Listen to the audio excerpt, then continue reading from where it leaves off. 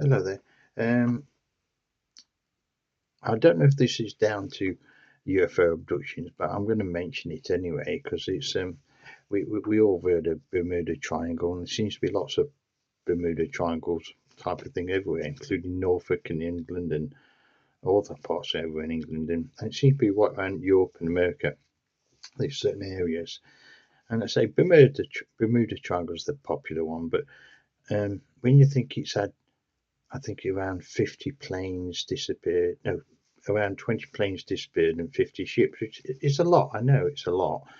But the Alaska Triangle has had over 2,000, nearly 2,300 planes disappeared since 70s.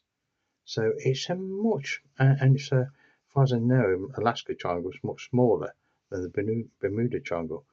And I'm aware that Alaska's awful weather and all this, but what I can understand, most of the things what disappear went in good weather, and even if they didn't, they wouldn't fly necessarily in the bad weather. And to have 2,200 planes crash and a number of them actually disappeared, very odd.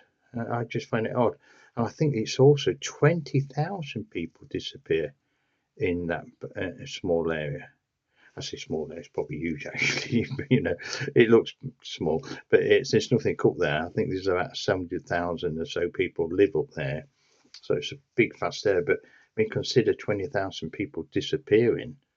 Uh, that's massive amount of people. And when we think about people disappearing, I don't want to go on this too much like broken record, but I think it's around 8 million children disappear globally. They haven't really got a figure on it. It's that many. Globally, worldwide, it's around 8 million. And they reckon it could be double. So that's just children. And so adults worldwide, it could be 3 or 4 times more. So when you put it in that perspective, it's how many people do disappear worldwide and we don't ever see them again? I mean, 8 million, say, round it off to 10, 30 million adults, because normally it's 3 times more. It could be 40 million people disappear worldwide. Now, where on earth do they all go? I mean, you can think of a size of a country. That size of one country just disappearing, all those people gone.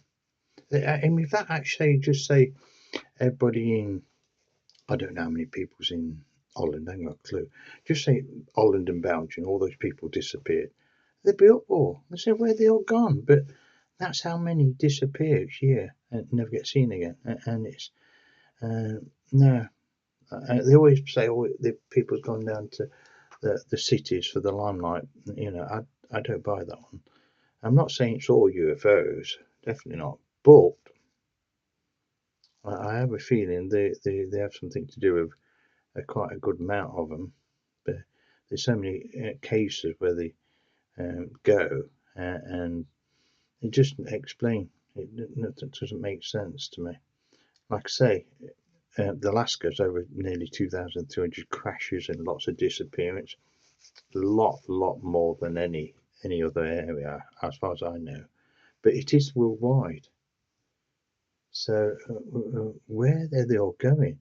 Because often you read these abductions and people go and then they get seen again.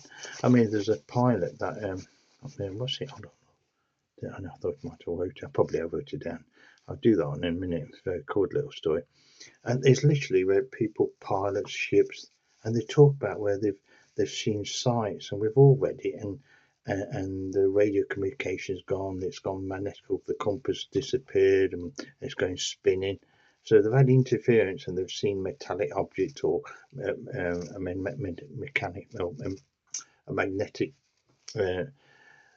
feeling around them, and then suddenly the lose communication with them, and they've gone. So we're pretty sure they're having something that's up there is interfering with humans somewhere.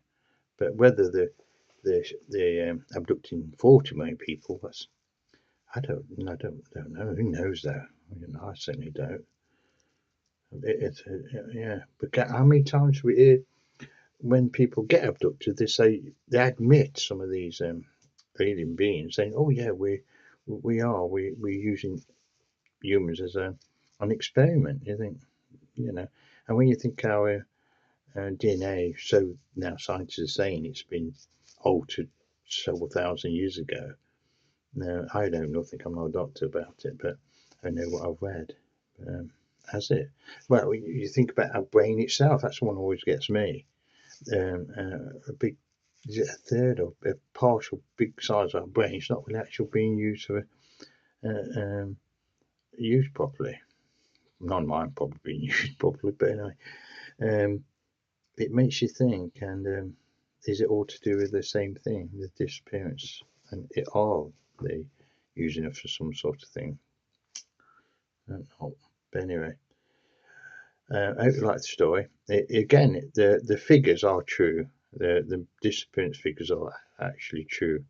I probably played down the figures because they're probably fast about more, but you don't like to get too carried away with it, do we? But if anybody's got any ideas where or more accurate figures, please let me know because that would be interesting. I mean, there's one story I have to mention on here. Just with this, I don't go on about it. There's a young lad. I can't remember, in England, Tunbridge Wells, and he disappeared. And when he disappeared, for strangely, all the CCTV cameras, about 3 or 4 CCTV cameras, suddenly didn't work the night he disappeared.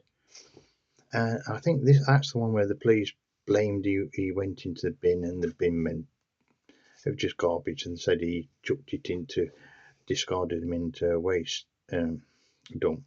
But anyway, they were like covering, trying to get an excuse. But what's interesting about that, his mother, they never found the poor lad, unfortunately, even to this day. But his mother was rich, and if she paid private security people to come along, good ones from America, and they had all these gadgets, and then the English police warned them that they shouldn't use these gadgets and threatened to arrest them.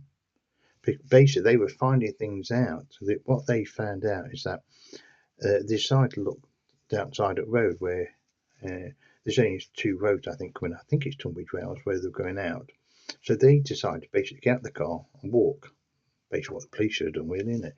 And they looked outside the road, and they found, I think it was 27 mobile phones along this edge where it looked like someone's got them, chucked them, and they found all these, and said there were a lot more. There were so many they couldn't pick them up, and there was all as if they'd been microwaved. They couldn't get any details of them. Everything had been microwaved on them, so it couldn't couldn't get any information of them whatsoever. And everyone had the same thing happen to them. And those American private detectives, they found out, and then they got threatened, and say, well, you can't use your technology and all this. Don't know what they were using, and they had to leave. So they were certainly finding something. So, but again, if that's the case, whoever turned the lights, those cameras off, was involved, weren't they? Yeah, and makes you think, doesn't it? Anyway. Anyway, if you have any information on this, that'd be brilliant. I hope you like it. Again, it's all true story. I try to keep accurate as I can. And God bless. If you get a chance to subscribe, that'd be brilliant. Thank you. Bye.